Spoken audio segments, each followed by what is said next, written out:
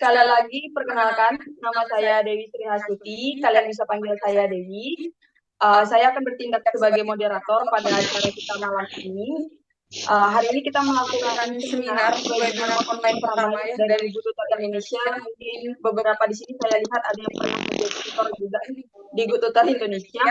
Setelah sekian lama kita vakum, hari ini kita kembali aktif mengundang satu pembicara untuk membawa tema yang sangat menarik. Tema kita hari ini adalah masih kuliah semester 5, tapi udah kerja di Australia. Kok bisa gitu ya? Nah, banyak banget yang bertanya-tanya, kan masih kuliah, kuliahnya di Indonesia pula. Kok bisa sih kuliah di Indonesia sambil kerja di Australia? Nah, tanpa berlama-lama mungkin perkenalan dari Kak Sarah tadi sudah sempat perkenalan, tapi ini Kak boleh perkenalan sekali lagi lebih detail. Baik, bismillahirrahmanirrahim. Assalamualaikum warahmatullahi wabarakatuh. Waalaikumsalam warahmatullahi wabarakatuh. Baik, perkenalkan, nama saya Sarah Mufidah Ganti dan saat ini saya masih tetap menjalani kuliah ya di semester terakhir dan juga sambil menjalani working holiday visa di tahun ketiga saat ini. Berarti kakak sekarang semester akhir ya kak? Iya, mau semester akhir, betul. Semester 8 berarti tahun 4 tahun juga ya kak kuliahnya berarti. Boleh tahu nggak kakak kuliah di mana kak? Di Universitas Terbuka. Universitas Terbuka. Berarti full online ya kak kuliahnya? Atau ada tatap mukanya? Full online, tapi ada juga tatap mukanya. Oh, jadi untuk tatap muka selama kuliah itu gimana kak? Kalau kakak ke Australia, kakak ke Australia sendiri berarti kapan tuh kak? Lebih detailnya, 2 tahun yang lalu atau gimana? Ke Australia itu mulai tahun 2022 itu pada saat kalau nggak salah setelah 3 bulan war WHP yang tahun 2022 yang gelombang 1 sesi 1 Di tahun 2022, awal 2022 lah berarti ya. Iya bisa dikatakan gitu kalau nggak salah 2022 tahun 2022 betul. Oke, mungkin nanti kita bakal bahas detail ya teman-teman. Mungkin ada yang belum tahu apa itu WHV, tapi kita bakal bahas dulu dari kuliahnya Kak Sarah nih. Jadi kan beliau nih kuliah di Indonesia. Memang kebetulan kuliahnya itu online karena di universitas terbuka ya. Tapi sayangnya kan belum semua tahu juga nih tentang universitas terbuka dan ada kampus yang kuliahnya itu bisa online jarak jauh, bahkan kita tinggal ke luar negeri pun masih bisa berjalan kuliahnya, bahkan kakak pergi di semester 5 sekarang sedang di Indonesia memang ya kak, tapi masih aktif ya kerja di Australia ya? Masih aktif. Belum resign kan kak? belum masih aktif. Masih betah kerja di Australia. Nah, dan itu sekarang semester 8, berarti selama di Australia jalan terus kuliahnya nih ya kak? Ya betul, jalan terus. Untuk tugas berarti semuanya online dari UT itu, penilaian pun keluarnya online gitu ya? Iya betul, penilaian online walaupun ada kelas tatap muka, tapi tetap mereka pakainya Google Meet gitu. Jadi ada sesekali dari setiap mata kuliah ya yang memang berhubungannya sama praktek, apalagi yang berhubungannya dengan kalau di UT itu tidak ada ini skripsi, jadi memang mereka fokusnya di karya ilmiah. Jadi seperti yang kayak karya ilmiah atau lebih ke pelajaran praktik ya, praktik mengajar itu selalu ada setiap 2 minggu sekali tuh suka ada tatap muka lewat Google Meet oleh dosennya. Gitu. Oke, tatap mukanya juga via online lah kalau kita di kampus-kampus. Kebetulan aku kan dari kampus yang full tatap muka gitu ya. Ya tatap muka itu kita asumsikan di kepalaku itu datang ke kampus jumpa dosen. Kalau seandainya Google Meet itu itulah kuliah online kita selama ini. Bahkan kalau di UT online itu udah beda lagi ya dengan yang tatap muka ya. Hanya ya, di web kan setahu aku. Iya betul, beda lagi. Mungkin teman-teman di sini semuanya udah pada kuliah atau baru mau kuliah, mungkin bisa mempertimbangkan untuk memilih kampus-kampus yang menyediakan kelas kayak Kak Sarah ini tadi ya, kalau memang mau sambil kuliah sambil kerja ke Australia. Tapi kalau udah kadung langsung udah jalan nih kuliahnya. Kebetulan Kak Sarah ini kemarin kalau nggak salah bilang sudah jalan kuliahnya, tapi karena mau WHV pindah kuliah. Itu benar nggak sih, Kak? Jadi itu sebelum aku masuk UT, kan aku ambil diploma dulu, D2. Itu di Mahat sebenarnya, di Mahat Zinuroin, itu sampai tahun 2021, pas lagi COVID juga kebetulan. Nah, pada saat COVID itu kan aku mau coba yang WHP yang tahun 2021 kan, yang COVID itu. Nah, tapi kebetulan nama Mahat Zinuroin itu nggak masuk ke Dikti. Jadi tidak bisa terdaftarkan untuk pendaftaran WHP seperti itu. Jadi kalau di WHP itu nama universitasnya itu harus masuk dalam list Dikti. Jadi memang diakui untuk bisa ikut WHP gitu. Mau itu lulus ataupun masih lanjut kuliah seperti itu. Oh, berarti Jadi Kakak sudah sempat kuliah, menamatkan betul. D2, sudah berjalan 2 tahun berarti ya, Iya betul. tapi tidak bisa dipakai untuk mendaftar WHV gitu ya. Nah, kebetulan ada info juga dari sahabat orang tua juga, itu ada kuliah online namanya Universitas Terbuka. Nah, aku pun juga baru tahu kan Universitas Terbuka ini kampus negeri atau bukan gitu, atau swasta gitu kan. Aku cari info-infonya. Nah, ternyata ini menarik nih. Kampus ini salah satu kampus negeri yang memang pakai sistem online, full online gitu. Jadi ini universitas ini lebih ke umum.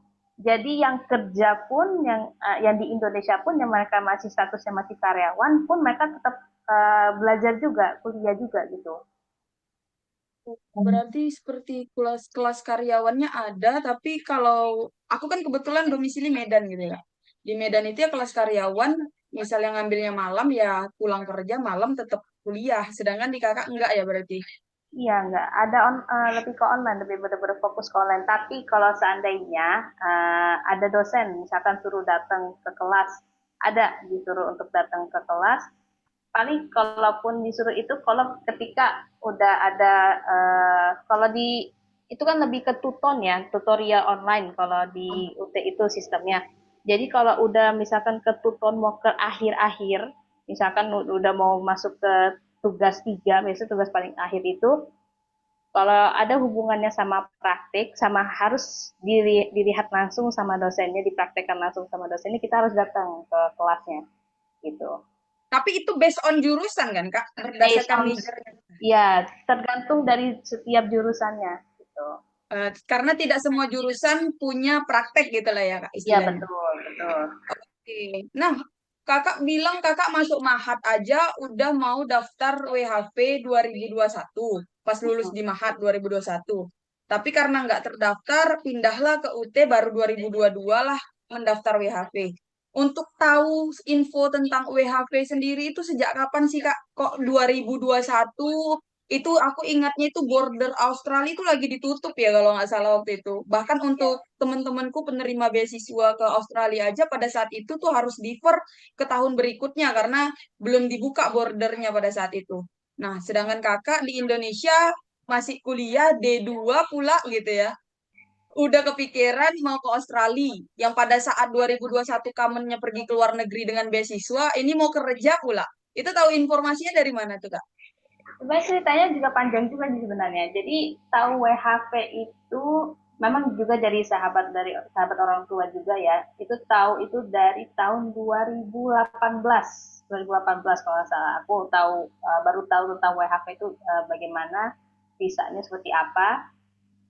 Ya memang memfokuskan untuk kerja 3 tahun di Australia gitu kan ya. Nah itu memunculkan ketertarikan aku gitu, karena kan aku juga sebenarnya waktu itu pengen banget punya cita-cita pergi ke luar negeri, dapat pengalaman bekerja gitu kan ya, jadi punya experience sendiri gitu kan. Nah dicoba nih gitu, dilihat dari persyaratan-persyaratannya ya kan, terus dokumentasinya yang harus dilengkapi seperti apa gitu kan, kita aku ikuti gitu, dibimbing juga, dipandu juga oleh sahabat orang tuaku juga bagaimana caranya. Nah kebetulan pada saat itu kan aku masih kuliah di Zunuron ini, yang Mahat ini. Nah karena baru tahu nama kuliahnya ini tidak masuk ke dalam dikti, akhirnya aku gagal pada saat itu, gagal di nama kuliahnya pada saat terdaftar online itu. Yang Oke. kalau online itu kan baru masukin data-data dulu kan ya sebelum dapat SDUWHP kan, data-data. Oke, eh, aku potong ya Kak. Berarti Kakak tahu kampus Kakak tidak terdaftar pada hari H Kakak war SDUWHV. Belum belum, itu pada saat proses proses mau selesai apply apa namanya pemasukan dokumen-dokumen yang untuk pendaftaran SDUWHP. Nah, itu kan baru dibilang sudah masuk dokumennya, cuma nanti akan di-emailkan lagi. Tiba-tiba aku tunggu sekitar 10 detikan, bukan 10 detik, tiga menitan lah kalau nggak salah, itu dapat email langsung dari yang imigrasinya bilang kalau nama kuliah yang aku jalanin itu, yang Mahat itu tidak dimasuk dalam dikti gitu. Jadi Hmm. akhirnya aku cari-cari kuliah ada nggak ya kuliah online kampus negeri tapi sistemnya online gitu. Karena pada saat itu lagi susah-susah banget itu, carinya susah banget nama-nama kampusnya gitu. Rata-rata kan paling kayak UI, ITB, IPB Benar, gitu kan, dan lain-lain yang nggak bingung. negeri gitu lah ya, kampus-kampus Ah, top Indonesia lah gitu yang ya. ternama lah ibaratnya gitu kan ya. Terus tiba-tiba uh, sahabat orang tua aku nggak lama dapat info nih, ada nih kampus negeri sifatnya umum, terus sistem pelajaran ini online. Wah, ini menarik nih gitu. Jadi aku kan pada saat mau daftar UT itu kan juga pas kebetulan mau tengah-tengah mau selesai D2-nya ini kan. Jadi ya udahlah aku buru-buru aku selesaiin D2-nya. Nah, terus habis itu begitu udah selesai D2, udah lulus alhamdulillah. Nah, baru udah aku siap-siap langsung daftar itu universitas terbuka gitu. Oke, ini ada pertanyaan di kolom chat nih Kak. Dia bertanya katanya, Kak, gimana caranya kita tahu ya sejak dini, sejak hari ini nih teman-teman yang ada di sini nih pengen tahu dulu apakah kampus mereka itu terdaftar dan bisa mendaftar WHV atau tidak. Itu ngeceknya di mana ya berarti Kak? Ada website khusus Kak? Sebenarnya kalau di Google bisa. Jadi kalau di Google itu ketiknya nama-nama universitas yang masuk dalam daftar dikti.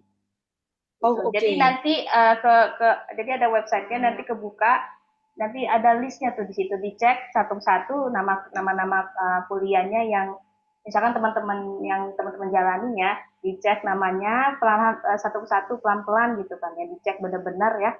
Kalau memang namanya termasuk di situ, berarti itu udah apa namanya termasuk dalam dikti, berarti bisa untuk daftar WHV. Mendaftar. Gitu. Oke, berarti jadi teman-teman, jadi untuk program WHV ini kan diadakannya kan oleh Dijen Imigrasi, tapi kita tidak ngeceknya di website Dijen Imigrasi gitu ya Kak untuk kampus ini. Oh Ceknya ya enggak, di Dikti tadi. iya di Jadi dikti. WHV itu kan ada pembukaan pendaftarannya, walaupun sekarang belum tahu nih hilalnya ya, belum ada tahu kabar kapan buka lagi.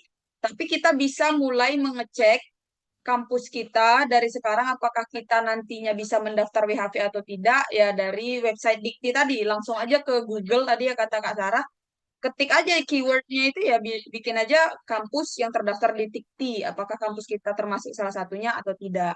Jadi kalau enggak bisa ikuti langkah Kak Sarah tadi ya langsung pindah kampus buru-buru kalau memang pengen ikut WHV supaya nggak buang waktu juga ya Kak. Ya Kakak berarti betul. kan 2 tahun nih Kak lulus dari Mahat tadi, terus kakak masuk ke UT, tapi di UT itu kan juga baru bisa mendaftar WHV di saat semester 4 gitu kan. Iya. Berarti 2 tahun itu kakak jalanin gimana tuh? Fokus kuliah saja atau mungkin ada persyaratan lain? Sekalian mungkin kakak bisa kasih tahu untuk WHV ini sendiri mungkin persyaratannya apa aja dan menurut kakak yang paling sulit selama persiapan kakak tuh apa gitu? Eh, untuk sebelum daftar WHP ya, memang aku fokusnya di kuliah dulu karena kan yang pada saat yang coba di tahun sebelumnya itu kan aku lihat ya kalau mau ikut WHP bisa juga bagi yang masih kuliah sampai ke semester 5 dengan menyertakan surat keterangan mahasiswa dan nilai rapot-rapotnya dari semester 1 sampai semester 5.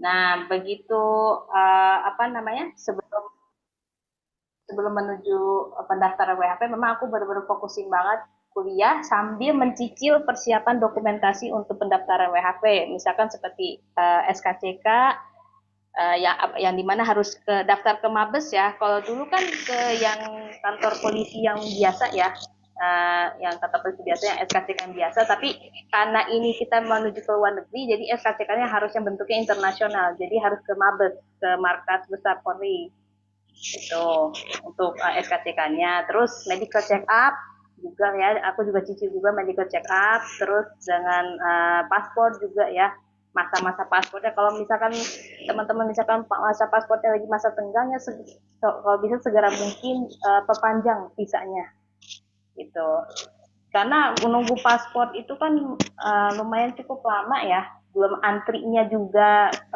fotonya juga, diwawancarainya juga kan, itu butuh waktu lama juga kan. Jadi sebelum menuju ke pendaftaran WHP dimulai ya, pendaftaran SDU WHP, karena kan kita harus dapat SDU WHP-nya dulu gitu sebelum apply visanya, dicicil dokumen-dokumennya yang harus diperlukan gitu, KTP, paspor, pas foto, terus akte, kalau bisa ada beberapa dokumen yang harus ditranslate gitu ke bahasa Inggris, karena itu butuh juga, walaupun ya kadang ada yang nggak kepake, tapi itu sebenarnya berguna juga gitu, dokumen-dokumen yang sudah ditranslatekan ke bahasa Inggris kayak akte, nilai rapor biasanya ya, nilai rapor kalau misalkan di kampusnya ada yang multi language, untuk nilai raportnya itu kebantu banget, bisa, jadi nggak perlu translate. Tapi kalau misalkan nggak bisa, cuma fokusnya ke satu bahasa di nilai rapotnya, mendingan lebih baik ditranslate ke translator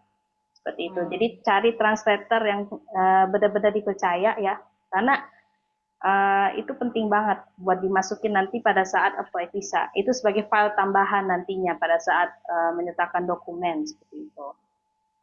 Oke, berarti karena WHV ini sendiri banyak persyaratannya ya. Untuk lebih detailnya mungkin teman-teman di sini juga pernah, kalau yang sudah familiar dengan WHV mungkin sudah tahu persyaratannya apa saja. Tapi kalau yang belum mungkin nanti bisa dicek di IG-nya Dijen Imigrasi, juga ada ya tentang persyaratan-persyaratan WHV ini. Bahkan banyak juga biasanya kreator WHV yang bikin tentang persyaratan WHV detail gitu. Nah, Terkadang kalau juga kata kalau kakak dari tadi kan ya maaf bisa maaf, aku dicicil potong gitu. bentar.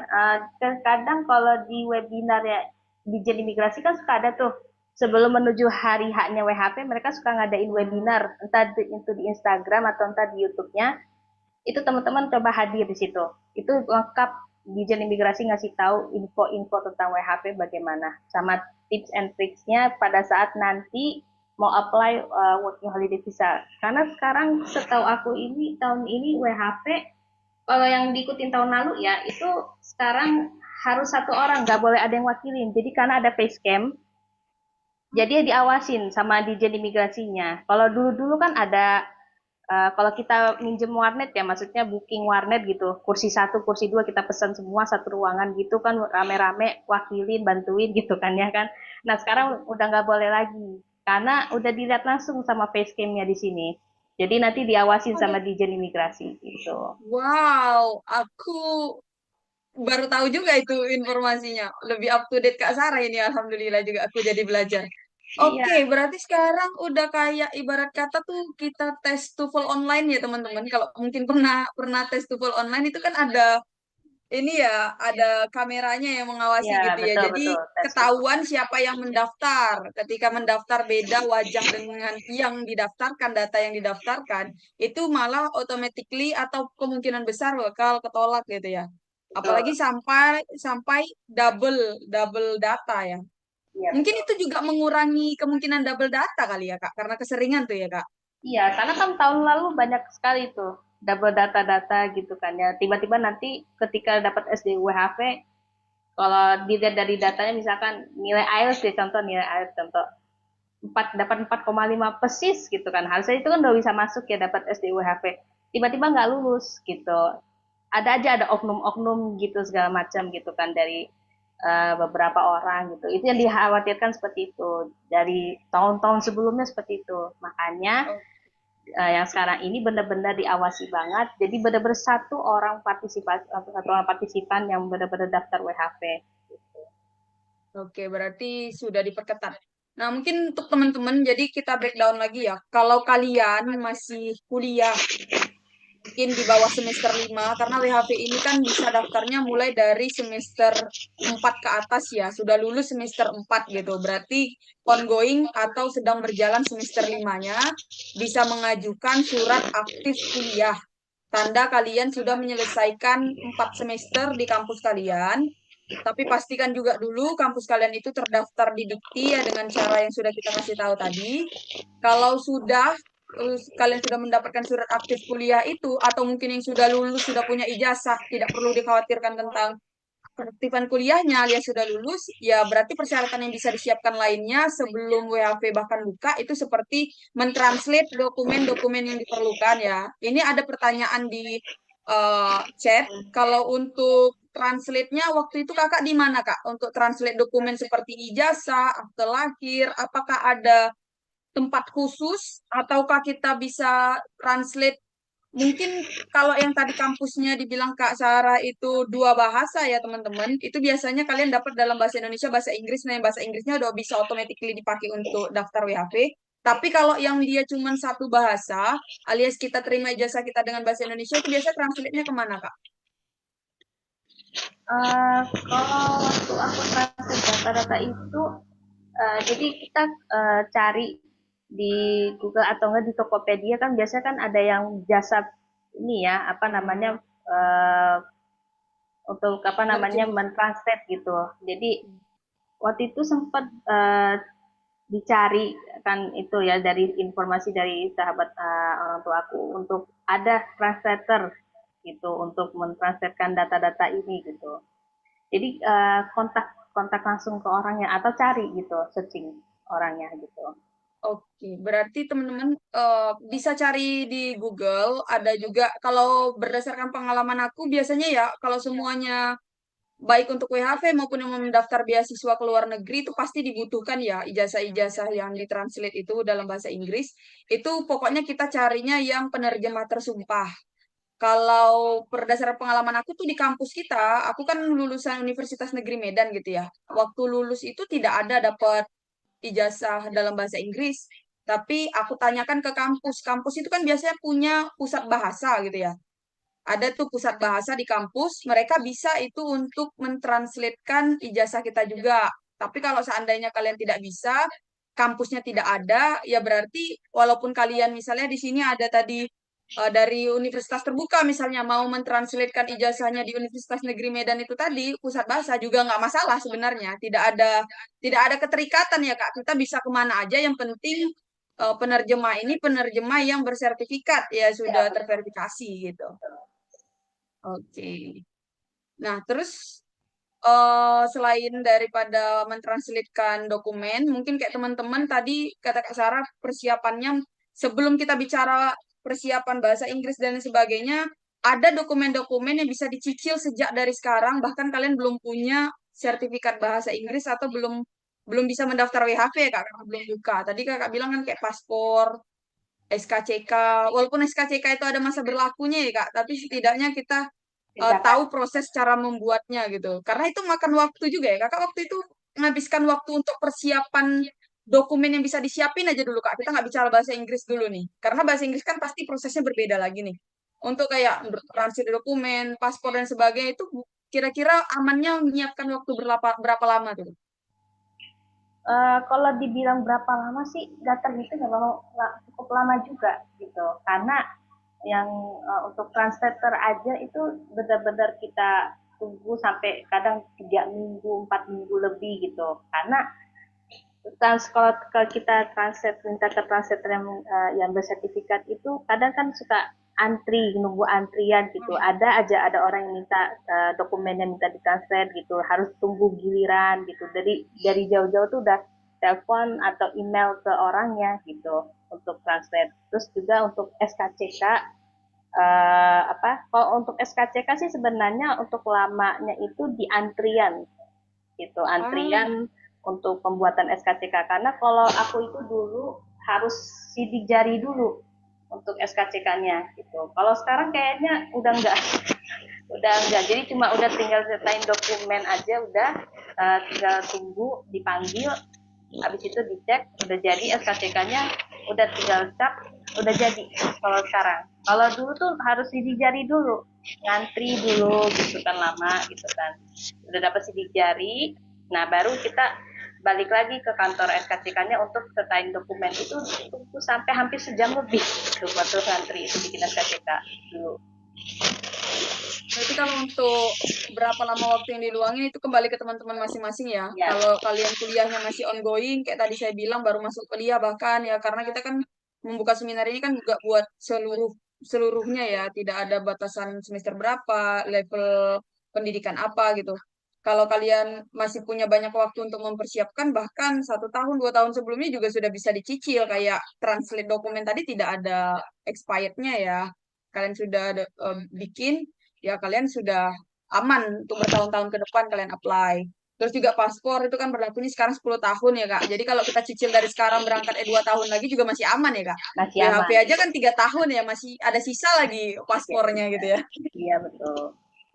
Oke. Nah, terus Kak di sini ada yang tanya untuk tadi kan persyaratan yang bisa disiapin. Kalau soal bahasa Inggris salah satunya kan kita butuh bahasa Inggris juga. Kalau dari pengalaman Kakak sendiri dulu mempersiapkan bahasa Inggris untuk mendaftar khusus program WHV ini, itu gimana, Kak?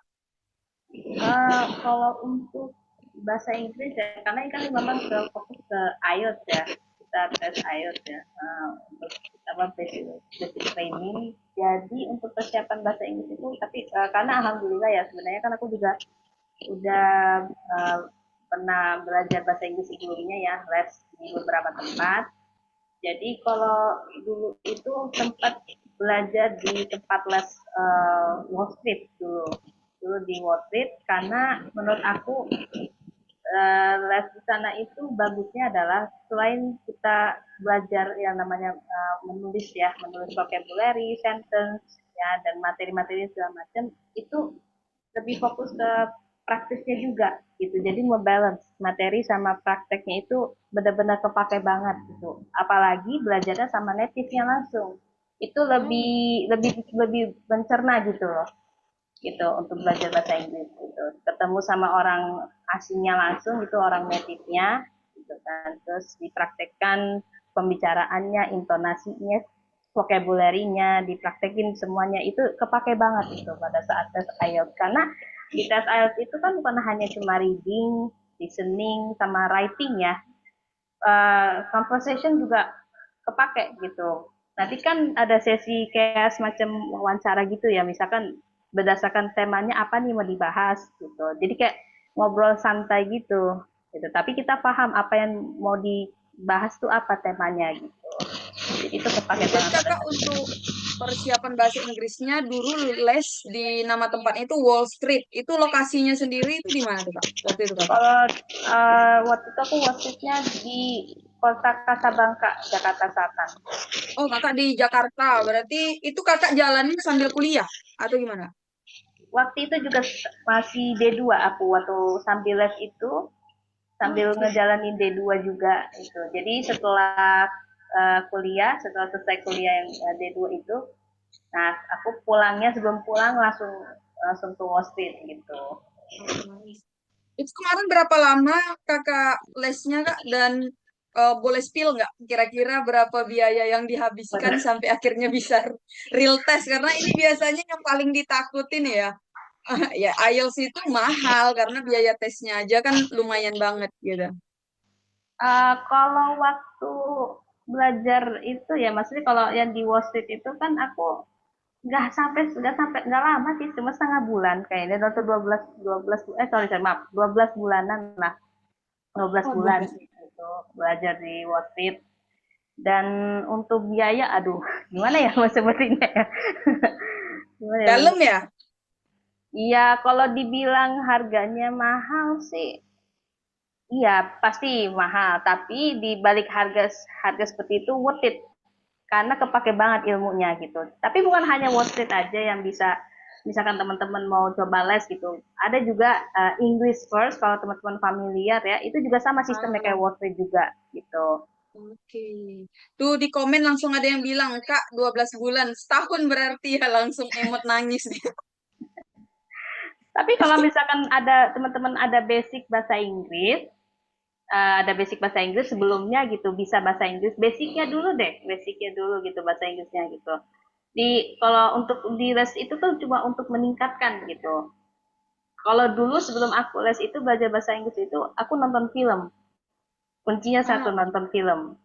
Tuh. Jadi kalau jadi dulu, otodidak dimulai gitu ya, Kak? iya, jadi dulu itu kecil itu sukanya nonton Disney ya, walaupun kartun gitu, kartun Disney. Tapi karena bahasa Inggrisnya mudah dipahamin, terus dari pergerakan kartunnya, dari cara mereka bicaranya gitu, apa yang mereka omongin, jadi cepat paham gitu. Nah, tapi jeleknya di sini, biasanya kalau yang nonton film pasti selalu bergantung sama subtitle, ya kan? Ya. Selalu bergantung sama subtitle, bahasa Indonesia terutama. Nah, itu di situ. Jadi kalau aku saranin, jangan pernah pakai subtitle bahasa Indonesia. Kalaupun mau pakai subtitle, pakai yang bahasa Inggris gitu. Oke, jadi memang kalau kita bicara soal bahasa Inggris ini memang nggak bisa dibohongi ya. Kalau kita mau cepat belajar, itu pembiasaan memang ya, Kak. Betul, betul. Setidaknya walaupun kita pakainya buat daily life aja, buat sehari-hari sama temen aja itu udah membantu sekali. Walaupun untuk tes IELTS sendiri itu beda formatnya dengan bahasa Inggris yang kita pakai sehari-hari. Tapi setidaknya kita udah terbiasa dan familiar dengan bahasa Inggrisnya, membantu pada saat kita belajar bahasa Inggris berarti ya, belajar ke IELTS ini gitu ya.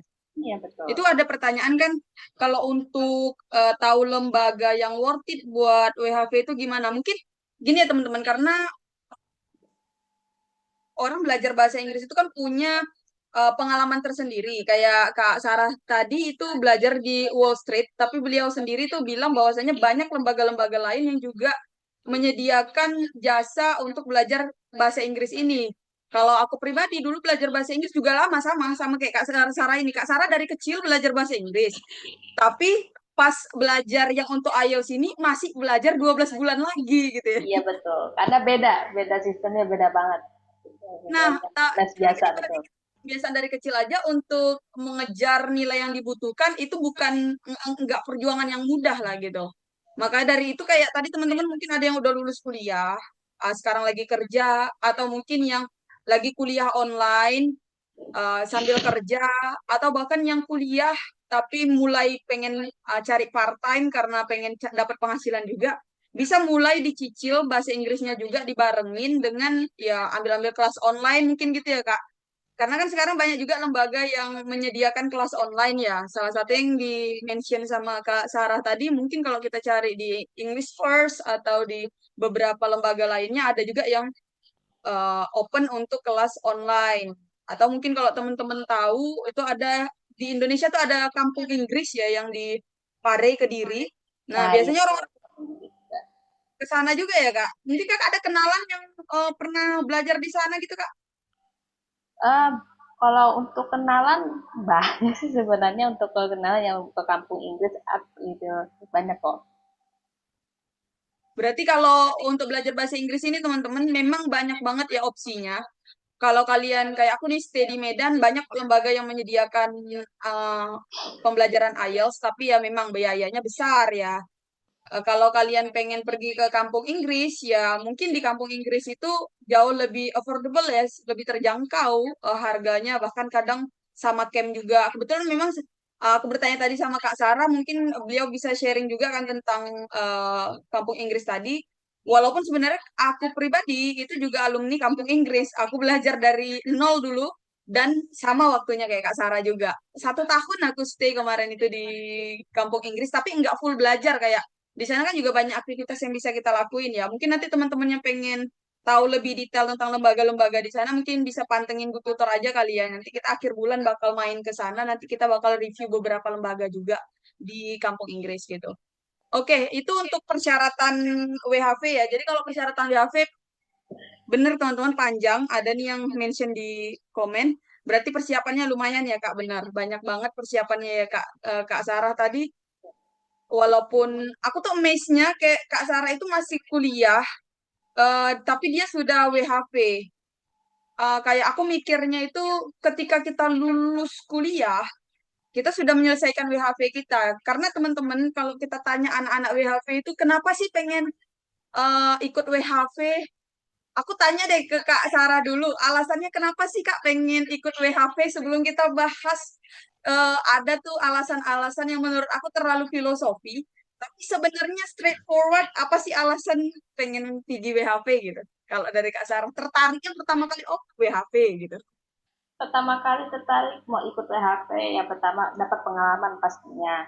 Karena itu Hmm. udah emang udah salah satu cita-cita banget gitu. Pengen setidaknya ke luar negeri deh, ke satu negara dulu gitu. Aku emang sebenarnya tuh maunya tuh keliling dunia, travel gitu kan, travel around the world gitu kan. Tapi kalaupun andai kalanya setidaknya dapat deh satu negara gitu buat bisa dikunjungin, terus bisa dapat pengalaman, mau ngerasain gitu gimana sih rasanya kerja di luar negeri tuh kayak gimana, environmentnya, sensationnya gimana, orang-orangnya gimana gitu kan, community-nya gimana gitu. Itu yang pengen aku rasain sebenarnya tujuan dari tujuannya itu.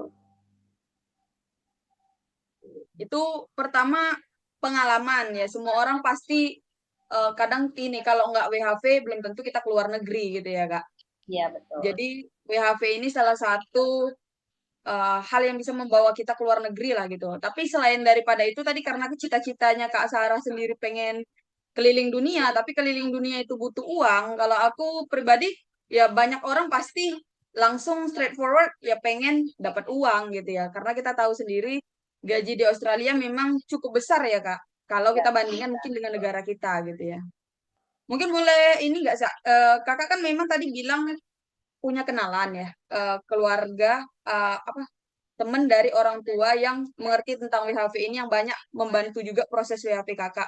Kalau untuk nanti ketika sudah sampai di Australia itu, waktu itu kakak udah dapat pekerjaan, itu gimana kak? Boleh nggak sih ceritain pertama kali kakak datang ke Australia, itu kakak apakah datang sendiri? Terus juga nyampe di sana apakah ada yang menyambut gitu? Sudah ada pekerjaan dan sebagainya? Silakan. eh, pertama kali land di Australia itu juga bareng ya sama adik aku juga. Kebetulan kita berdua kan juga apply bareng dan juga alhamdulillah juga granted visanya juga berbareng sama-sama gitu. Aku sama adikku berdua. Terus kita berangkat ya sampai di Aussie. Alhamdulillah ada teman juga di sana gitu kan. Kita juga udah lama kontakan juga karena teman kita ini kan juga anak WHV juga sebelumnya. Jadi apa kita landing sebenarnya aku landing dulu di Sydney.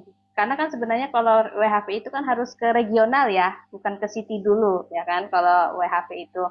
Tapi karena harus landingnya ke Sydney, karena kita di regional itu nggak punya kenalan sama sekali, belum dapat kerjaan, jadi alhamdulillahnya ada teman di City di Sydney, kita landing di situ dulu gitu, adaptasi dulu di Sydney. Emang awalnya culture shock juga gitu, lihat suasana Australia itu bagaimana gitu kan. Dan juga pekerjaan pertama, jadi kan nunggu dulu 2 minggu, belum ada kerjaan sama sekali sambil cari-cari, itu masih santai-santainya karena masih jet lag juga, jadi sambil explore dulu, belajar juga adaptasi bagaimana kita beli groceries di sana bagaimana, pembayarannya bagaimana, terus pembuatan kartu banknya juga kita di sana tuh bagaimana gitu kan, data-datanya apa aja, terus naik transportasi umumnya harus bagaimana, pembayaran sistem pembayarannya itu masih kita sambil ekspor tuh sambil belajar juga gitu, sambil ekspor sambil belajar juga gitu kan, keliling-keliling gitu kan. Nah terus gak lama aku coba cari-cari tuh sama adikku juga small job dulu deh, small job dulu kita coba dulu. Akhirnya aku dapat jadi waitress di salah satu kafe yang punya orang Thailand di daerah di kota Bankstown pada saat itu. Aku jadi waitress pada saat itu masih trainee banget, masih bener-bener anak baru banget. Aku belum tahu bagaimana caranya jadi waitress tuh, harus tahu pesanan orang itu apa aja, meja nomor berapa harus hafal, yang mana yang customer langganan yang biasanya sering datang-datang ini harus hafal juga orangnya pesanannya apa gitu kan. Kadang pernah diomelin juga sama customer juga karena salah antar menu juga gitu, tapi untungnya alhamdulillah marahnya tuh nggak sampai ya bikin mental langsung ngedown gitu, enggak gitu. Maksudnya aku langsung bilang minta maaf lah, langsung untuk bilang minta maaf, salah antar gitu. Aku buru-buru ganti gitu kan. Aku minta maaf ya untuk apa namanya, salah antar menunya gitu. Nah ini menunya benernya. Akhirnya orang itu, oh iya nggak apa-apa karena kan masih baru juga gitu. Gitu. Berarti ketika sampai itu benar-benar sendiri, cari kerja sendiri, belajar tentang culture di Australia itu semuanya sendiri gitu ya, Kak. Untuk kakak pribadi, kalau mungkin nih, Kak, kita berangkat ke Australia kan. Kakak pribadi lebih menyarankan untuk datang sendiri atau udah punya kenalan atau mungkin ajak temen yang sama-sama WHP, visanya sama-sama granted bareng, PG bareng atau di persepsi kakak bagaimana menurut Kalau bagusnya? kalau menurut aku tergantung teman-teman ya, tergantung teman-teman. Kalau teman-teman bisa untuk datang sendiri, capable gitu untuk datang sendiri.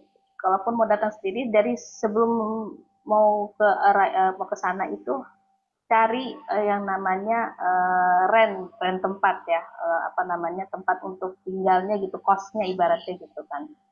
Jadi kalau bisa cari di Facebook, di marketplace itu bisa cari teman-teman bisa cari tempat kos-kosan di sana, bisa cari di Facebook dan juga bisa kontak sama landlordnya di sana. Kalau misalkan mau pergi sendiri, jadi jauh-jauh hari udah apa namanya, udah cari Siapin. tempatnya, ya udah siapin juga. Terus kalau untuk pekerjaan, kalaupun dari Indo udah dicari udah dapet gitu, nah, itu bisa bisa langsung datang ke tempatnya atau kalau belum eh, teman-teman juga bisa cari juga di Facebook juga. Jadi di Facebook itu ada bukan hanya cari tempat landlordnya juga, tapi juga bisa cari untuk pekerjaan bisa di sana gitu. Jadi Oh, ada oke, grup, berarti ada kayak grup. kadang landlord pun ngasih kita channel buat kerjaan gitu lah ya, Kak. Betul. Pandai-pandai kita ya kalau soal kerjaan ini memang ya teman-teman, program WHV ini agak beda nih karena mungkin kalau kita bandingkan dengan yang kerja ke Jepang gitu ya Kak, mereka tuh biasanya kan udah dapat company dari Indonesia Kian gitu ya Kak. Jadi mereka masuk ke satu negara kan ada kayak Jepang, Polandia, apalagi mungkin New Zealand kayak gitu mereka Dan sudah kerja gitu ya Kak, sudah terikat kontrak dengan perusahaan. Sedangkan anak-anak WHV ini itu kalau dari nama visanya aja ya teman-teman, namanya itu Working and Holiday Visa. Banyak yang mengartikan itu sebenarnya kan setara visa turis, tapi kita dikasih keistimewaan boleh kerja gitu ya Kak. Cuman ya kerjanya ya tidak langsung kayak kerja di kantor. Mungkin ada di sini yang lulusan S2 gitu, berharap langsung ke Australia kerja di kantor. Nggak bisa ya Kak, karena mungkin kita sendiri ya di tempat kerja itu ya Kak, ada yang kalau di bareng aku teman kerja aku itu dia itu manajer PT Kara waktu itu, tapi dia resign untuk WHP ini ya ketika masuk ke Australia nggak ada berbau kantor, nggak ada berbau office, belum, belum. nggak ada jabatan manajer itu ya. Ya belum. Kerjanya sama kayak kakak tadi, waiters gitu awalnya. Ya kerjanya waiters. Boleh spill nggak kak waktu itu pertama kali gaji waktu jadi waiters itu even training lah. Waktu masih training aja itu berapa? Karena kan gaji training sama udah jadi karyawannya beda. Itu berapa? Pertama kali Kak? Pertama kali dapat 600 per minggu itu digajinya per minggu, $600 per minggu. 600. Setara berapa tuh berarti? 6 juta. 6 juta lah ya? Ya, 6 juta. Oke, 6 juta seminggu. Karena gaji di Australia itu per minggu gitu ya. Iya, Itu betul. termasuk kecil ya, Kak? Ya makanya. Betul. Jadi makanya aku harus cari satu pekerjaan lagi. Jadi gini, kalau di Australia itu jangan bergantung sama yang namanya satu kerjaan. Kalau seandainya satu kerjaan itu gajinya kurang mencukupi kehidupan sehari-hari, karena kan kita harus bayar rent, belum grocery, nanti transportasi juga, dan berbagai kebutuhan segala macam ya, kita butuh yang namanya satu pekerjaan lagi. Makanya nama adanya double job di sana gitu. Dan Untuk sebagai diperbolehkan ya. backupnya, betul. Untuk sebagai backup kita di first jobnya itu tetap di first job gak apa-apa, tetap kita jalani first job kita. Nah kita cari second jobnya dengan rate gajinya nih lebih besar dibandingin yang pekerjaan yang pertama gitu. Iya banyak banget sih memang yang karena visanya juga memperbolehkan kita kerja sampai berapa lama pun gitu ya Kak. Betul. Selama kita sanggup gitu ya. Ya, benar, betul sekali. Oke, di sini ada pertanyaan. Oke, untuk biaya hidup Kak. Jadi kan kita gaji kalau Kakak tadi $600 per minggu. Kalau gajiannya per minggu, kenapa gajiannya per minggu? Karena kita juga pengeluarannya per minggu ya Kak. Bayar rent itu per minggu. Kalau di Indonesia itu kan per bulan, gajian per bulan. Kalau kita ngekos, bayar kos per bulan. Sedangkan kalau di Australia itu karena gajiannya seminggu sekali, eh, untuk kos pun bayarnya per minggu dan sebagainya. Kalau untuk Kakak sendiri mungkin boleh globalkan Kak. Kira-kira pengeluaran Kakak berapa sih per minggu? Per minggu ya kalau buat sendiri dulu ya kalau untuk sendiri ya. Kalau sendiri itu aku pengeluaran bisa sampai 100 ke 200 lah untuk pengeluaran. Oke, pengeluaran. Kalau 100. rent, termasuk rent, Ya, itu juga termasuk rent gitu. 100 sampai 200 Kak. Iya, waktu itu. Wow, itu Waktu masih di Sydney soalnya waktu masih di Sydney. soalnya di Sydney jauh lebih mahal dari Outback pasti kan Kak? Betul, betul. Karena itu kota besar. Karena di zaman aku aja, kayak tahun lalu misalnya ke Sydney ya teman-teman, rent aja untuk per minggu 150 itu udah susah ya kan Kak? 1.500.000 per minggu itu udah susah. Mungkin oke, balik ya teman-teman, kalau ditanya soal biaya hidup, mungkin kalian akan diberikan jawaban yang berbeda ya. Karena kebetulan aku sama Kak Sarah ini sama-sama punya pengalaman kerja di Australia. Kak Sarah itu wow luar biasa, tapi memang banyak juga yang bisa di $200 ya per pengeluarannya. Itu udah termasuk makan Kak? Ya, udah termasuk makan juga. Udah termasuk makan, sudah termasuk rent. Berarti Kak Sarah ini mungkin bisa dibilang bukan tipikal orang yang suka jajan ini. Iya, karena kalau di sana itu beli makan yang khususnya kayak delivery food itu jauh lebih mahal. Makanya lebih disarankan itu beli bahan sendiri, terus masak sendiri. Itu lebih hematnya seperti itu. Jadi kayak jadi safe ala-ala lah ya. Ya, betul. Ya Kalaupun mungkin mau di sini beli, kalau kalian ya tuh. kuliah, Kalaupun mau beli, ya boleh. Tapi kalau bisa kayak diatur aja gitu. Gitu. Karena aku juga gak sering-sering kayak beli delivery food atau langsung ke restonya gitu. Jadi aku lebih sering ke masak sendiri gitu. oke. Jadi memang ya teman-teman, karena memang memungkinkan ya $200 itu menurut aku masih normal juga sih. Kalau paling boros mungkin menurut aku $250 itu udah sama jalan-jalan ya teman-teman. Kalau kalian mungkin hobi kayak ke mall atau apa Nah, gitu betul. nonton gitu. $250 per minggu tuh udah aman ya. Taruhlah berarti 2.500.000 pengeluaran per minggu, satu bulan 10 juta biaya hidup.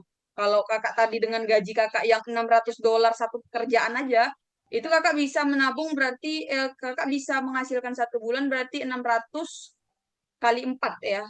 12, 24 juta dikurang 10 juta biaya hidup lah bahasa gitu ya. Masih bisa nabung 14 juta gitu ya.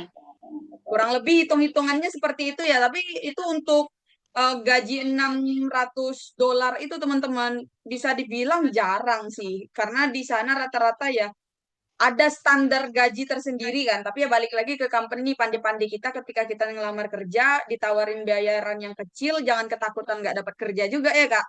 Iya, Harus betul.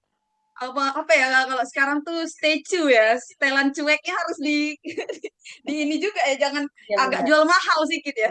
Iya, betul. Makanya aku juga nggak berpatokan sama satu kerjaan juga gitu. Jadi aku harus cari kerjaan yang lebih bagus lagi dibandingkan yang kerjaanku sebelumnya dan gajinya bener-bener worth it banget, kepake banget gitu. Jadi akhirnya aku di waitress itu cuma sampai 2 minggu, terus coba cari lagi pekerjaan, cari lagi. Akhirnya dapatlah di perusahaan catering namanya Gate Gourmet. Gate Gourmet. Ah, Nah, ini kebetulan perusahaan catering khusus untuk pesawat. Jadi karena kan lokasi company itu kan dekat-dekat bandara ya. Jadi pas aku cek informasinya, wah ini rate-nya lumayan nih gajinya gitu kan. Gitu. Akhirnya aku cobalah daftar di sana gitu. datang ke kantor agensinya di sana. Di nama agensinya kalau nggak salah namanya Blue Collar. Jadi aku bawa CV aku semua, data-dataku semua, aku datang ke tempatnya wawancara dan akhirnya dapatlah di Get Gourmet. Waktu itu pekerjaan pertamaku di sana dapat di bagian frozen kitchen, bikin sandwich di sana. Itu. Dan itu semua pengalaman kerja kakak nggak punya ya di Indonesia pastinya. Kalau pengalaman kerja dulu di Indo itu aku guru privat. Dari guru ke Australia jadinya waiters, jadi tukang bikin sandwich. Nggak, ibaratnya nggak nyambung gitu ya kak. Tapi secara apa ya, kalau orang kenapa tetap akhirnya worth it untuk pergi ke Australia karena ya mungkin visanya juga hanya 3 tahun itu gitu ya kak. Karena 3 tahun senikmat-nikmatnya kita di Australia pada akhirnya akan pulang sehingga kita bakal berpikir ya nabung lah sedikit gitu ya kan. Ada juga soalnya kak temenku kerja ya kan banyak uangnya tapi karena dia hobi traveling ya mungkin karena hobi tadi ya dia hobi nonton konser keluar negara pergi kemana-mana. Ya, jadi kalau kita mungkin bedah tabungan ya itu dikembalikan ke masing-masing gitu ya, Kak. Tapi uang itu bisa memenuhi impian masing-masing, makanya itu worth it gitu. Kalau kita kerja di Indonesia untuk pergi ke luar negeri aja, sekali pergi ke Australia aja tiketnya udah 7, kalau PP udah sampai 15 juta, 12 juta gitu ya, Kak. Iya, betul. Nah, mungkin itu sih kalau untuk pekerjaan ya. Terus kalau teman-teman nanya standar gaji di Australia, mungkin teman-teman bisa langsung cari di Google aja ya teman-teman. Jadi kayak ini contohnya aku share screen sedikit. Di sini kalau di Google itu mungkin kelihatan ya. Langsung aja bikin gaji di Australia per jam di Google. Langsung keluar kok berapa upah minimum di Australia dan itu berubahnya per 1 Juli. Nanti 2025 ini di 1 Juli mungkin berubah lagi. Jadi kalau untuk per jamnya udah 47 ribu atau $24 lah. Jadi kayak Kak Sarah tadi bilang $600 per minggu itu di tahun 2022 pertama beliau datang gitu ya Kak. Iya, betul. Sekarang standarnya udah beda ya kan Kak. Iya, udah beda pasti. Makanya itu dikembalikan ke teman-teman. Cuman ya jangan takut tidak apa ya kalau bahasanya jangan takut nggak balik modal ya istilahnya gitu lah ya Kak. Iya, betul. Karena tadi di atas ada yang nanya juga, aku lupa ngejawab. Benar nggak sih katanya kayak kita itu harus punya dana berapa itu dia bilang tadi ya? Oh, yang 5.000 Ah, itu ya? Kalau ya aku 5.000. Tapi dia bikinnya di sini USD. Ini mungkin ada kesalahpahaman, jadi mungkin boleh diluruskan Kak. Maksudnya 5.000 itu 5.000 apa dan setara berapa rupiah gitu? oh, itu maksudnya mungkin bank statement. Itu jatuhnya bank statement itu. Bank statement pas yang mau apply WHV. Oke. Tapi itu uang berarti memang benar ada persyaratan kita harus punya uang 5.000 bukan USD tapi Australian dollar ya. Jadi Australia. kursnya USD sama Australian dollar itu kan beda nih kalau yang bertanya ini tadi kan Fadil Sitorus ini kan bertanya tadi USD 5.000 itu kan setara 84 juta. Kalau di Australia itu enggak setara 84 juta ya Kak. Banyak itu ya. Iya. Jadi 5.000 Australian dollar atau mungkin setara dengan 50 sampai 55 juta lah gitu ya. Dan berdasarkan pengalaman kakak itu apakah uangnya kita memang harus punya atau bisa pinjam atau gimana menurut kakak sendiri gimana sih kak kalau soal menanggapi bank statement ini? Kalau untuk bank statement, kadang ada yang juga minjem juga ya untuk dikumpulin gitu untuk bisa setara dengan bank statementnya, jumlah bank statementnya. Tapi kadang kalau disamakan persis gitu, lebih baiknya agak ditambahkan sedikit, misalkan 5.100 gitu. Jadi jangan 5.000 pas gitu. Oke, jadi kalau untuk bank statement itu memang ada ya persyaratannya teman-teman. Itu kita harus punya 5.000 US sorry, aku karena lihat US dollar nih. 5.000 Australian dollar. Tapi sesuai saran Kak Sarah, aku juga sangat encourage banget sih buat teman-teman lebihin dana itu ya. Boleh pinjam dan lain sebagainya kalau untuk bikin bank statement doang. Cuman kalau tadi kita sudah bedah biaya hidup ya, karena WHV tadi tidak ada jaminan kita dapat kerja di Australia, aku merasa sih kalau aku pribadi punya uang itu sangat aman bagi kita ya Kak, sangat baik ya. Jadi ketika kita pergi ke Australia, Disitulah kita bisa menerapkan setelan cuek yang aku bilang tadi, karena kita punya uang saving nih teman-teman. Pas datang ke Australia bisa milih kerjaan istilahnya, ya tapi bukan milih-milih. Kadang kan ada ya kak ya, yang dia milih-milih kerja sampai ditawarin jadi apa, jadi waiter, ah nggak mau, aku mau jadi manajer, jadi nggak dapat dapat kerjaan ya. Betul. Itu gimana kalau kakak menanggapin orang kayak gitu kak? Kalau mendapatkan kerja di Australia menurut kakak susah nggak sih kak? Tergantung sebenarnya. Aku juga nggak bisa bilang bisa atau bisa cepat atau enggak. Itu tergantung tergantung sebenarnya gitu. Dari company-nya juga gitu. Karena kadang udah daftar gitu, jadi waiting list dulu gitu. Jadi sambil menunggu coba cari lagi gitu, searching lagi gitu. Coba-coba Jadi gitu. nggak ada jaminan ya. Jadi kalau teman-teman mungkin ada yang tertarik dengan WHV sekarang dari kuliah sudah mulai cari-cari tentang WHV, jangan tergiur sama mungkin ada agen yang menawarkan yuk ikut daftar sama kami bayar sekian pasti kerja di Australia. Sangat tidak menyarankan kayak gitu ya Kak. Karena aku sering juga dengar orang ketipu bayar 100 juta harapannya datang ke Australia walaupun cuma ngetik buah atau kerja jadi waiters atau di meat factory tapi dia mengambil kata jaminan itu sehingga dia rela mengeluarkan uang berapa ratus juta karena memang sebenarnya kalau di total-total pasti balik modal gitu ya dari gaji itu ya tinggal dia beberapa bulan kerja lah gitu kan. Worth it sebenarnya, tapi tidak semudah itu untuk dapat kerjaan di Australia gitu ya Kak. Tetap harus berdasarkan kita. Lebih enak kita datang ke Australia, ngelamar sendiri, ketika ketolak ya ketolaknya kita langsung yang dibilang memang kamu ditolak, kamu diterima gitu ya Kak. Tidak Iya. berdasarkan pertimbangan gitu.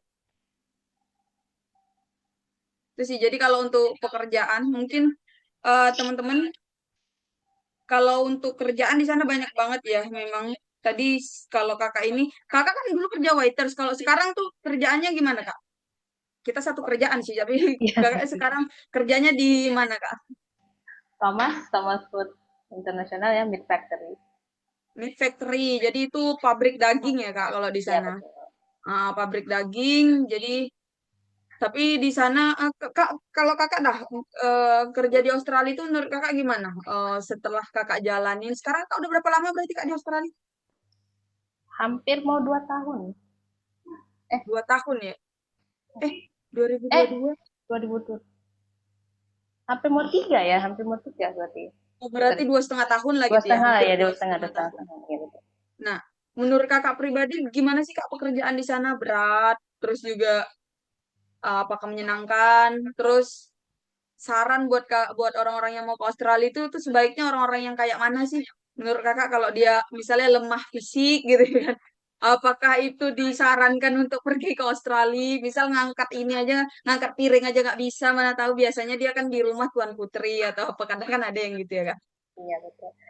Sebenarnya balik ke teman masing-masing ya. Kalau teman-teman mau gitu untuk yang namanya ingin mendapatkan pengalaman, siap secara fisik dan mental, boleh daftar untuk ikut WHP. Tapi kalau seandainya ada yang misalkan tidak kuat gitu secara fisik dan mental, aku sarankan jangan memaksakan diri untuk ikut WHP gitu. Jadi sesuai dengan keinginan teman-teman masing-masing gitu.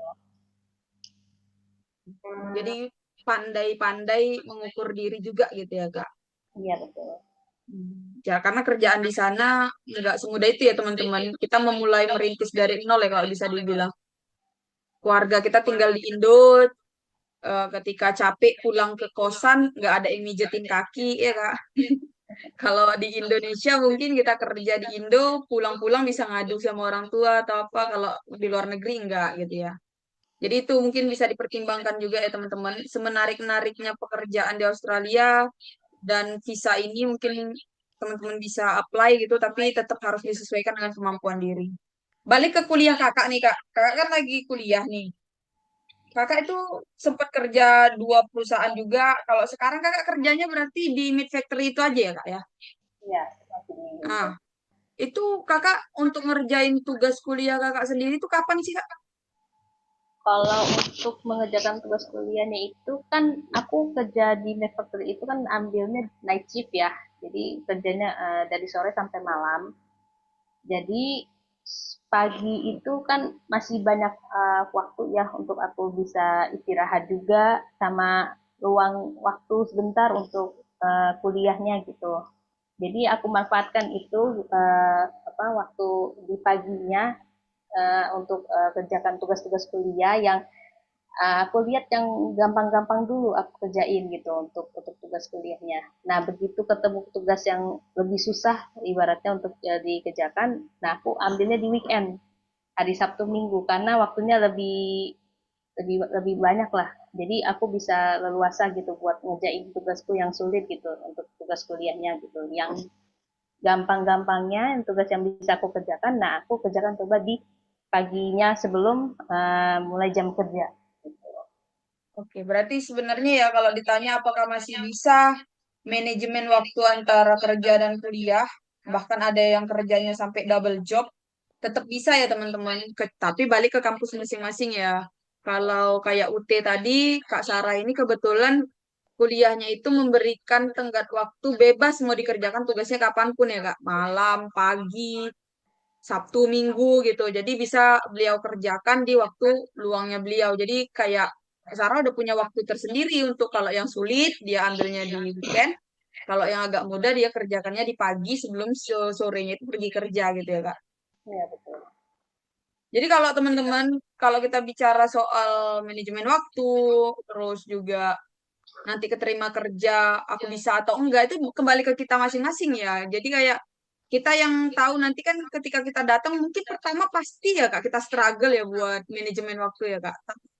Menurut Kakak, berapa lama sih waktu kita setelah tiba di Australia sampai akhirnya kita bisa settle dengan semua kegiatan kita yang di Indonesia tetap nggak kita tinggalin, di Australia udah jalan dengan baik. Itu kira-kira menurut Kakak waktu untuk adaptasi itu berapa lama sih Kak?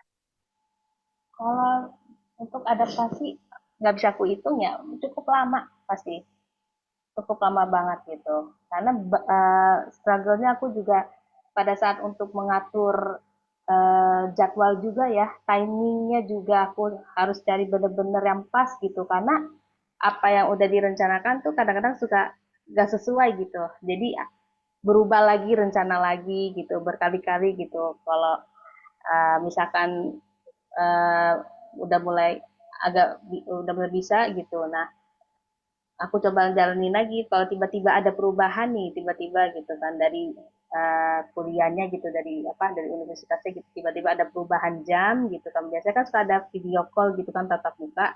Nah itu aku harus atur lagi gitu. Struggle-nya di situ sih sebenarnya untuk pengaturan jadwal sama timingnya juga gitu. Oke. Oke, mungkin jadi banyak ya teman-teman. Balik lagi kita ke kalau pengalaman Kak Sarah ini memang kalau aku lihat pribadi, setiap orang punya pengalaman yang berbeda-beda. Beliau sebagai kuliah mahasiswa aktif, tapi juga bisa menyesuaikan waktu untuk juga bekerja di Australia. Bukan hal yang mudah dan bukan untuk semua orang ya Kak. Hanya orang-orang yang mau dan mau susah lah kalau istilahku ya. Mau susah, mau ekstra kerja keras, karena kan pasti banyak tenaga yang dikeluarkan. Tapi balik lagi kalau memang WHV tadi termasuk ke dalam tujuan kalian, bisa memenuhi cita-cita kalian, ya mungkin bisa diambil. Tapi kalau enggak, ya bisa coba jalan rezeki yang lain gitu kali ya, Kak. Ya. Oke. Jadi teman-teman, mungkin kita kan banyak pertanyaan nih sebenarnya di kolom chat. Bahkan ada tadi yang telat itu bertanya beberapa pertanyaan yang mungkin tadi sudah sempat dijawab sama pemateri. Tapi kalau teman-teman di sini mungkin ada yang ingin bertanya secara langsung, kita kasih waktu buat teman-teman mungkin untuk explore materi yang tadi saya belum sempat tanyakan. Boleh kalau ada yang mau bertanya, boleh raise hand teman-teman sambil kita tunggu yang bertanya. Mungkin kita bisa cari-cari juga. Kalau ada yang mau ketik di chat juga boleh ya. Nah, ini kalau yang terakhir ini dia bilang dia telat gitu ya, Kak. Jadi dia sebenarnya nanya kayak rangkuman sih kalau aku bilang ini nanti bakal jadi rangkuman tentang untuk dapat WHP itu cara dan biayanya gimana? Selain fisik dan bahasa Inggris, apa ada biaya tambahan? Nah, ini aku kurang tahu. Nih, fisik nih maksudnya gimana? Apakah biaya medical check up ya untuk fisik kan pemeriksaan fisik? Terus bahasa Inggris, apakah ada biaya tambahan lain, Kak, yang dikeluarkan? untuk mengurus pemberkasan dan transportasi dan lain-lain, karena dia sendiri tuh masih bingung tentang lembaga yang membawahi program ini. Mungkin bisa dijawab sendiri dulu dari WHV itu yang membawahi siapa sih Kak programnya itu? Gitu. Resmi Uh, atau enggak? Resmi untuk working holiday visa ini resmi pembawaan langsung dari pemerintah Australia ke Indonesia, kerjasama gitu dari imigrasi Australia ke imigrasi Indonesia, kerjasama. Jadi kerjasama negara ya dari imigrasinya Australia ke imigrasinya Indonesia. Jadi resmi. Makanya semua informasinya itu selalu di-share di Dijen Imigrasi ya. Kalau kita kan selalu anak-anak WHV ini udah pasti follow IG Dijen Imigrasi untuk mengecek tanggal pembukaan gitu lah ya Kak. Tanggal pembukaan SD WHV. Tapi kalau tadi ada yang nanya Kak, 2025 ini kapan sih Kak pembukaan WHV-nya? Kak Sarah Wah, tahu nggak Kak belum tanggalnya Kak? tahu, belum ada info dari Dijen pun belum ada info sama sekali untuk tahun ini kapan WHP dimulai gitu. Oke, Jadi jadi ya pantau terus aja Dijen info-info dari Dijen Imigrasi gitu kan. Kadang juga kan mereka yang memberikan info ya. Jadi pantau aja terus. Tapi mudah-mudahan secepatnya ya WHP segera dibuka gitu karena pasti di Indonesia ini partisipasinya banyak banget pasti. Banyak banget yang pada mau daftar untuk WHP. oke ya. Ini ada yang nanya nanti mau dilanjut di pertanyaannya di WA boleh nggak Kak? Kayaknya banyak nih pertanyaannya ini. Banyak ini. Nanti gini ya teman-teman, mungkin pertanyaannya kita tampung dulu di sini, sebisa mungkin kita jawab di sini. Mungkin kita masih punya sekitar 10 menit lagi ya Kak. Izin ya Kak, masih bisa ya Kak 10 menit lagi? Ya, bisa. Mungkin untuk kita bahas, mungkin kalau masih ada pertanyaan. Nanti kalau memang masih ada pertanyaan yang belum terjawab, mungkin nanti kita bisa tanyakan kesediaan dari Kak Sarah, mungkin bisa dihubungin di mana atau bagaimana gitu. Gitu dulu kali ya. Jadi mungkin kalau teman-teman ada pertanyaan lagi boleh ya di drop di bawah dulu gitu. Di komen atau mungkin ada yang mau menyampaikan langsung ke Kak Sarah, boleh nih teman-teman yang ada di sini mungkin boleh raise hand mungkin ada yang mau langsung bertanya.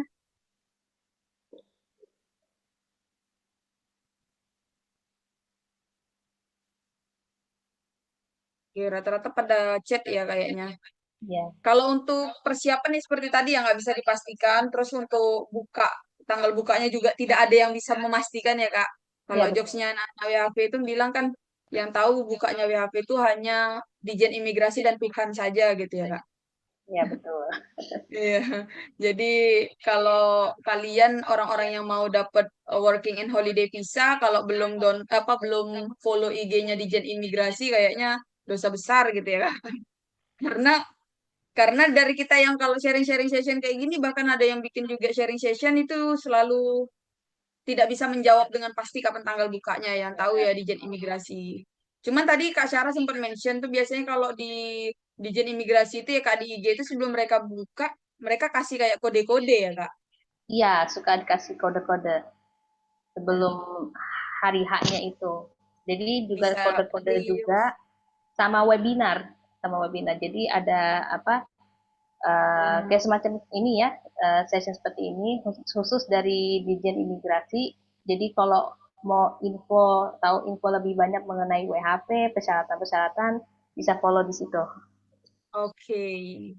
Jauh lebih ini ya detail kalau kita ini biasanya ya sharing berdasarkan pengalaman kita, tapi kalau ditanya tentang berapa kali Kak bukanya dalam setahun, nggak ada yang tahu.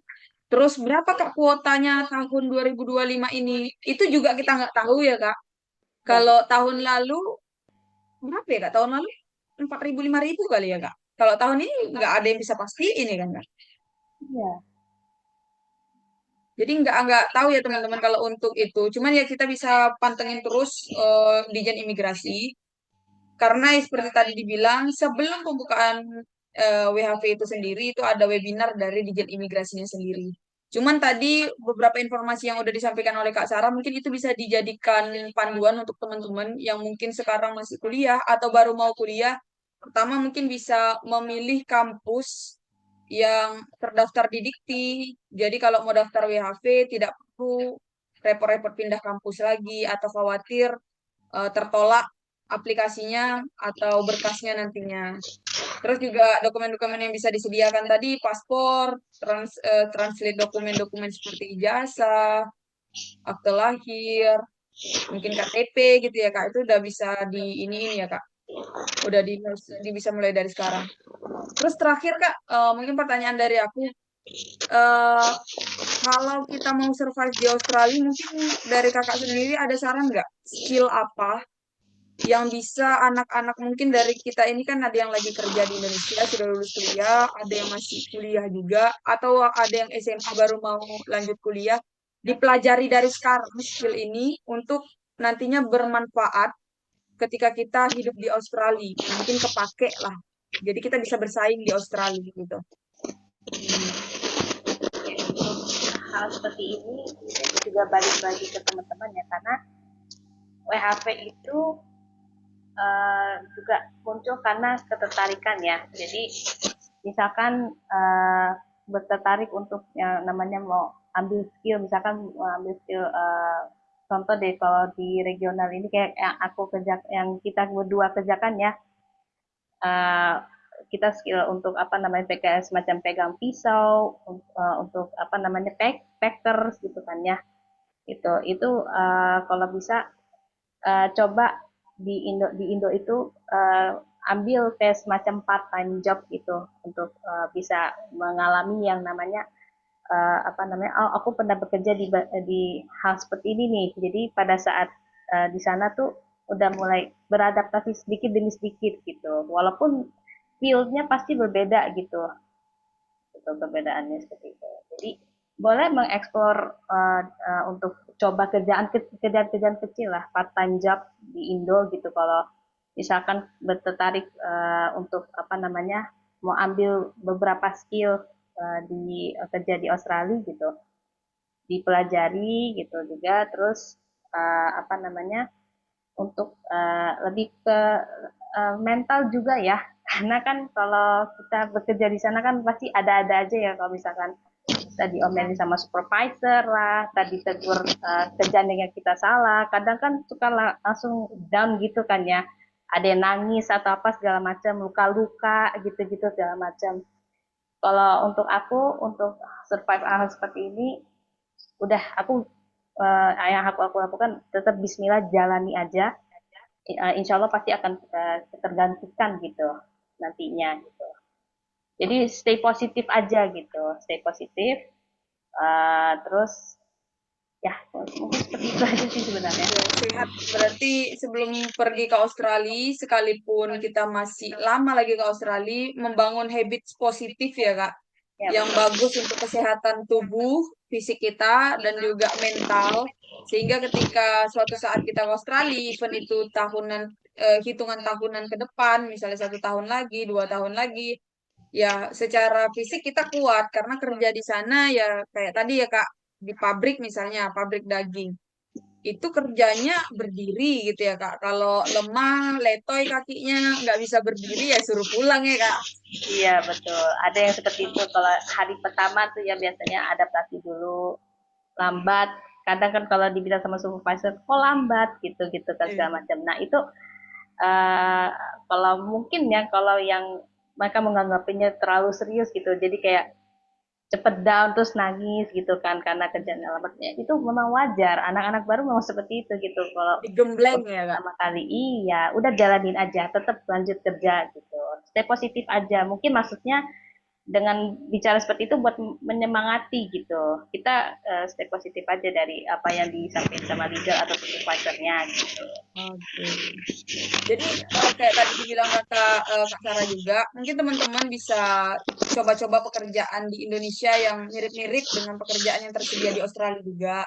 Tadi Kak Sarah pernah kerja di Australia sebagai waiters, ya pelayan di kafe gitu ya. Di Indonesia kan juga banyak job itu ya, bisa dikerjakan sambil kita kuliah juga. Tapi yang memang itu kita harus buang gengsi kita ya. Cuman ketika kita udah sampai di Australia teman-teman, itu beda banget ya karena ya gajinya tadi ya orang nggak akan peduli kerja kita apa, dan itu juga bisa dibilang sebenarnya batu loncatan ya Kak. Kita mau mengerjakan apa itu dulu, apapun dulu sampai kita punya tabungan, sehingga kita punya tabungan mengelamar kerjaan yang lain pun bisa pilih-pilih sesuai dengan keinginan kita. Kalau kita nggak mau kerja di perusahaan A karena berat banget, karena kita punya uang, kita berani untuk resign gitu ya Kak. Kita berani untuk keluar karena dari segi perusahaan kita nggak punya kontrak ya Kak. Nah, anak WHV ini kan nggak ada kontrak ya Nggak Kak. ada Mau kontrak keluar, sama sekali, nggak ada. pernah nggak sih Kakak dengar kasus gini Kak?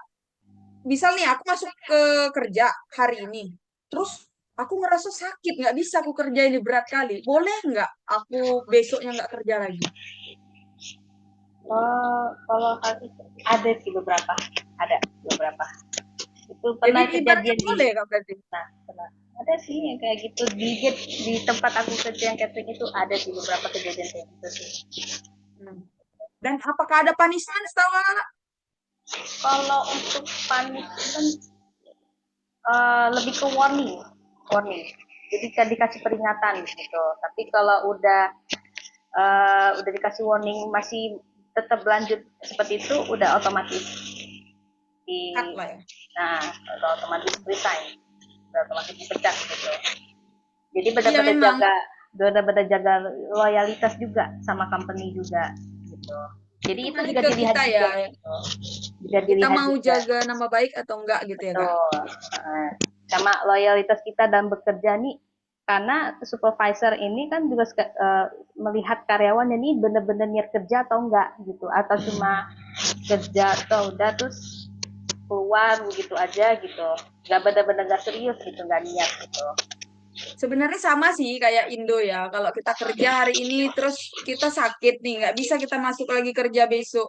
Ya kita kan memang nggak akan balik ke situ lagi ya. Karena kalau kita balik kan pasti kerjaan kita tetap sama. Ya udah ketika kita mau keluar keluar aja. Tadi warning letter yang dimaksud Kak Sarah itu ya pemberitahuan. Kamu masih mau kerja apa enggak? Perusahaan itu butuh confirmation dari kita ya. Kadang kan Betul. orang keluar keluar aja nggak ada ngabari aku besok nggak kerja lagi ya dia nggak ngabarin tiba-tiba di blok nomor perusahaannya atau supervisornya nggak datang dia lagi tapi apakah itu diperbolehkan boleh gitu ya Kak karena kita sendiri kan casual job gitu ya Ya, hari ini kerja bahkan dulu teman kerja aku tuh ada tuh Kak dia kan Kamis kita kan satu hari kerja tuh kan 8 jam nih kan Kak ya. dia baru 2 jam kerja Kak habis Hmm, itu di jam ketiga dia pulang. karena nggak kuat atau bagaimana? Iya, katanya dia kerja ini freezer. Jadi Ah, daging itu dimasukkan ke kulkas, itu ruangannya memang dingin semua. Udah kasih jaket, ya itu lengkap semuanya. Tapi dia nggak kuat dingin. Apa sih yang hmm, penyakit nggak kuat dingin itu kan ada itu Kak. iya betul, yang nggak kuat Ah, dinginnya pasti. jadi dia nggak kuat dingin. 2 jam dia di dalam. Habis itu aku nggak kuat, aku keluar keluar. Nggak Tapi ya apa-apa. keluar itu nggak apa-apa, tidak ada kena marah gitu, tidak ada apa ya bahasanya Mereka bayar denda atau apa. juga concern sama safety-nya kita, kenyamanan kita untuk bekerja gitu. Jadi kalau Betul. misalkan kita nggak merasa nggak nyaman sama apa yang kita kerjakan, kalau kita mau resign pun juga nggak apa-apa, asal beritahukan dulu gitu. Betul. Sopan santun lah tetap ya, Tuh, minernya sopan dijaga santun gitu. juga tetap Tapi kalau digunakan. kita mau keluar apakah bayar punishment, uang apa ya, kompensasi atau Enggak, apapun baru 2 jam nggak ada, nggak nggak ada, ada, nggak ada. nggak ada. Itu udah termasuk keuntungan kita salah satu enaknya kerja di Australia tuh kayak gitu. Jadi bisa coba-coba kerjaan. Cuman ya kalau kita udah keluar dari perusahaan itu ya janganlah ngejilat ludah sendiri ya balik pula nanti ke perusahaan itu. Betul, betul. Kalau udah company udah beda cerita soalnya. Iya, udah biasanya apakah di blacklist? Sebenarnya enggak juga ya teman-teman. Ada juga kasus temanku yang keluar secara tidak sopan, tidak ada kabar, balik lagi diterima. Tapi itu sejauh perusahaan masih butuh lah. Cuman kan kita pribadi pasti punya pride juga lah ya, Kak. Betul. Kayak malu lah. Apalagi kalau kawan yang kemarin kerja bareng kita masih di situ, Kak. Kita masuk perusahaan lagi, tapi semalam kok sakit, ngapain kok kerja sini lagi katanya. Nah, iya, suka ada yang gitu. Jadi enaknya itu ya teman-teman kerja di Australia itu banyak banget kita ketemu teman. Aku sama Kak Sarah ini kerjaannya beda, kita beda departemen, tapi sering banget asal keluar itu kan Kak Sarah ini nunggu adiknya gitu. Aku aku cie-ciein di lunchroom gitu. Tapi banyak banget tadi kan aku bilang itu question terakhir. Mungkin ini karena udah jam 9 lewat. Mungkin ada yang ingin Kakak sampaikan ke teman-teman Kak dari WAV sendiri mungkin apa sih yang sangat-sangat wah tapi yang sangat-sangat menurut kakak bisa apa ya memberikan perubahan dari WHV ini ke kakak pribadi. Kalau aku pribadi kan memang kenal Kak Sarah sendiri dan aku benar-benar apa ya, amazed lah gitu. Aku tahu Kak Sarah itu datang ke Australia bukan sendiri sama adiknya, bahkan beberapa minggu sebelum aku keluar, adiknya satu lagi datang lagi ke Australia, sempat bawa ibunya juga ke Australia. Wah itu kan nggak semua anak bisa, aku aja bawa mamaku ke Australia. Aduh, Iya, butuh aku perjuangan juga, betul. aku semuaku aja kita break ya, break makan gitu. Kadang orang-orang kan pada kangen masakan mamanya. Keluarga Kak Sarah makan masakan mamanya, diundang kemarin itu makan di rumahnya juga. Dari kakak pribadi mungkin untuk motivasi ke teman-teman mungkin yang di sini, karena kita udah bahas banyak ya. Mungkin kita nanti bisa bahas di seminar yang lainnya ya teman-teman secara lebih terstruktur. Kalau hari ini kita memang pengen sharing session sama Kak Sarah terkait pengalaman beliau kuliah, karena aku pribadi tertariknya di kuliah, karena di Good Tutor sendiri tuh banyak banget yang bertanya, itu anak-anak yang lulus SMA, Kak. Kemarin kayak aku ngubungin kakak, lulus SMA, nggak tahu mau kuliah di mana, nyoba SNM ya, yang jalur undangan itu, SNMPTN ya? gagal. Nah, iya. Gagal. Jadi kayak mikir nggak usah kuliah, karena rate di Medan sendiri ya, kalau aku bisa bilang ketertarikan untuk kuliah juga masih dibilang rendah sih. Kalau mereka nggak negeri, banyak juga yang nggak mau kerja, apa nggak mau kuliah gitu. Jadi kalau nggak kuliah negeri, lebih bagus nggak kuliah gitu. Makanya aku tertarik untuk bikin seminar ini sendiri. Tapi kita udah bahas tentang kuliah tadi. Nah terakhir mungkin dari kakak untuk penutup, apa sih mungkin motivasi buat teman-teman yang mau mendaftar atau masih dalam berproses untuk mendaftar, mempersiapkan diri untuk bisa dapat WHV yang mungkin membuat kakak worth it untuk tetap dikejar gitu. Untuk hal seperti ini, aku cuma bisa bilang perbanyak untuk yang namanya untuk belajar ya, karena kita juga butuh yang namanya selain apa namanya keahlian ya atau skill, kita juga butuh yang namanya ilmu juga gitu. Jadi perbanyak belajar, perbanyak dapat pengalaman ya, dan juga banyak berdoa ya, pastinya berdoa, minta doa sama orang tua ya, minta support sama orang tua ya. Terus juga satu hal yang bikin ya alhamdulillah ya aku jalan di WHP sampai sekarang ini tuh ibadah ya, jangan sampai pernah putus sama sekali gitu. Sholat terutama itu kunci salah satunya, sholat, doa orang tua, terus perbanyak untuk yang namanya komunikasi sama teman-teman yang lain gitu, cari-cari info, perbanyak cari-cari info, gunakan waktunya dengan baik. Terus kalau bisa setidaknya punya pengalaman bekerja gitu sebelum untuk ambil WHP gitu. Jadi ketika sudah sampai ya di Australia, sudah nggak apa namanya, nggak cepet takut gitu. Ini udah ada bisa adaptasi pelan-pelan gitu. Jadi oh, aku pernah kerja di sini sini sini nih, mungkin aku bisa gitu. Jadi ketika di Australia walaupun fieldnya berbeda ya dari pekerjaan yang kita kerjakan di Indonesia gitu kan ya, tapi itu nanti jadi pengalaman, mungkin pengalaman yang nggak bisa kita lupakan gitu. Jadi tetap mau memajukan lagi gitu skillsnya gitu, coba yang baru gitu, terus dapat teman baru gitu, ikut komunitas ini gitu. Jadi pengalamannya banyak banget lah pokoknya seperti itu. Oke, siap. Jadi teman-teman belajar ya, kita buat yang masih mempersiapkan jangan lupa belajar. Apapun itu bahasa Inggris, kuliahnya kalau bisa diluluskan, selesaikan sampai semester 4. Doa, restu orang tua ya udah pasti. Karena kita tinggal di luar negeri ya Kak, struggle tentang ibadah itu luar biasa. Iya betul. Terus perbanyak relasi tadi, kayak kata Kak Sarah, ketika kita datang nanti tidaknya kita punya teman yang bisa kita tanya-tanyai gitu, karena kita mempunyai relasi yang mungkin sudah sampai ke sana gitu. Jadi mungkin itu teman-teman untuk seminar kita hari ini. Sekali lagi terima kasih banyak buat Kak Sarah atas ilmunya hari ini. Thank you udah sharing pengalaman sama kami Kak. Mudah-mudahan ilmunya berkah dan bermanfaat buat teman-teman yang mungkin mau daftar WHV atau masih bingung memutuskan untuk kuliah kemana. Mungkin yang tadi disampaikan Kak Sarah bisa membantu teman-teman untuk ngambil keputusan. Jadi nanti teman-teman di Good Tutor kita akan banyak open konsultasi ya, bahkan yang free juga untuk teman-teman yang pengen tanya tentang kampung Inggris, tentang UT tersendiri gitu, atau beberapa informasi lainnya, boleh di drop di DM kita, atau mungkin juga yang mau bertanya, mungkin belum clear dari webinar ini, apakah boleh nanti menghubungin ke IG kakak juga, Kak? Boleh kalau mau Ya. Jadi di postingan flyer untuk kegiatan kita ini ya di IG Good Tutor itu kan sekalian kolaborasi sama IG-nya Kak Sarah. Nanti boleh ya teman-teman kalau mau bertanya lebih lanjut, tadi kan ada yang bertanya, boleh nggak bertanya ke Kak Sarah di luar sini? Alhamdulillah speaker kita mengizinkan, boleh nanti langsung ke DM ke beliau aja. Jadi itu aja mungkin teman-teman untuk kita hari ini. Semoga ilmunya bermanfaat dan sampai jumpa di webinar kita selanjutnya.